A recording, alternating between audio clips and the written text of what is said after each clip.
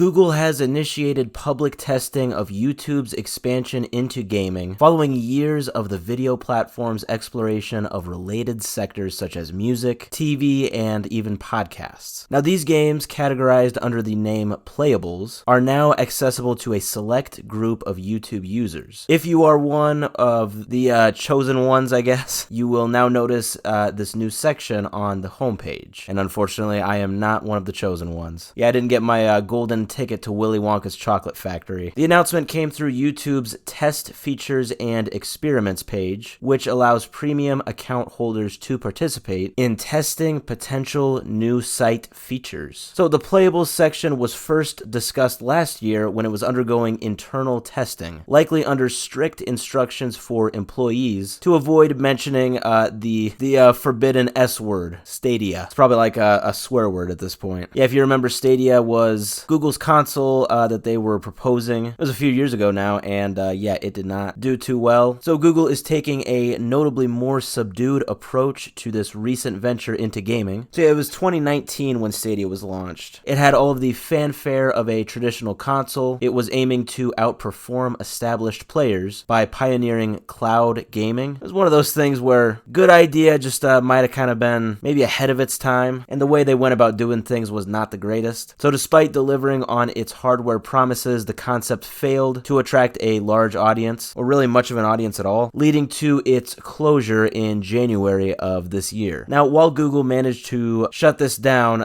Stadia ultimately became a high-profile failure, whether rightfully or not. For a glimpse of what to expect with YouTube Playables, an example would be the game Stack Bounce, which is developed by a Google subsidiary that specializes in bite-sized games. And that game is kind of a casual game. It's a puzzle game with kind of a simple, straightforward input, almost like your typical, I don't know, I always think of like iPhone games, you know, like Bejeweled or something, or an Angry Birds, you know, you get the picture. It is clear why Playables gravitates towards this style of casual puzzle-style gaming, because it wants to captivate the attention of kind of the short-form video enthusiasts on YouTube. Now, YouTube's announcement explains that Playables can be played on mobile devices or the desktop version of YouTube. And they're not really saying clearly exactly who they are offering this to right now in, you know, its kind of beta form. They just kind of said that they are allowing it to a limited number of users. So a significant question regarding Playables is when and how it will become accessible to developers, players, you know, the general public. And that we do not necessarily know right now. But also another question that is kind of raised here is who will be the game developers of Playables? You know, will this be open to really anyone to create a game? Similar to how YouTube is open to anyone posting a video. I gotta be honest, that actually sounds pretty cool. And then with that, that also raises additional questions such as monetization, you know, content guidelines, that sort of thing. It seems like there are a lot of canvases now when it comes to game creation. We've seen it in like Roblox, even Fortnite, you know, these games that are allowing you, well, they're giving you the tools to kind of create games within their games. And now we are actually seeing this with YouTube. Very interesting. And like I said,